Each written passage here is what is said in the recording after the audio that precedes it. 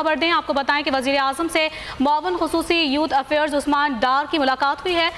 वज़ीर आज़म को कामयाब जवान प्रोग्राम की माहाना रिपोर्ट पेश की गई है, जबकि वज़ीर आज़म को प्रोग्राम की शफाफियत, मेरिट और दरखास्तों से मुतालिक ब्रीफिंग भी दी गई है। मज़ीद तफसीलात जानेंगे बोल न्यूज़ के नुमाइंदा शहबाज अहमद से। शहबाज अहमद, बताइएगा।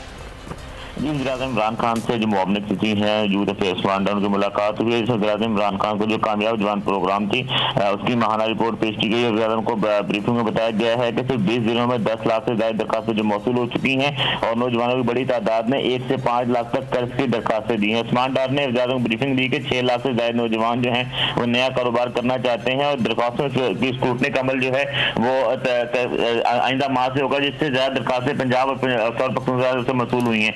वज़ीर-ए-आज़म इमरान खान ने कहा कि ये इसके जबरदस्त इजरा हुई है, जिससे उस्मान डार को इमरान खान ने शाबाश भी दी और कहा कि नौजवानों के लिए वो सब करेंगे जिससे कामयाबी की राह हमवार हो और नौजवान हमारे मुल्क का सासा हम चाहते हैं कि हुकूमत सरपरस्ती पर हाल में यकीनी बनाएंगे। इसके बाद इमरान खान ने यह भी कहा कि यकीन है कि कामयाब जवान प्रोग्राम मईशत की बेहतरी में साजगार साबित होगा। नए कारोबार से इक़्तिसादी सूरत हाल में बेहतरी आएगी। नौजवानों को जो मसाइल हैं उनको हल करना हमारी जो है तरजीह है। मेरिट और शफाफियत में किसी किस्म की समझौता नहीं करेंगे। जैसे उस्मान डार ने कहा कि जो कामयाब जवान प्रोग्राम है इसको हमने शफाफियत और मेरिट पर रखा है और तमाम तर मामला जो है पोर्टल के जरिए हो रहे हैं। किसी किस्म की जो है वो सिफारिश कबूल नहीं करेंगे और आइंदा माह से जो है वो कर्जों की तकसीम जो है वो शुरू कर दी जाएगी। सही, बहुत शुक्रिया शहबाज अहमद, आपने हमें तफसीलन अपडेट किया।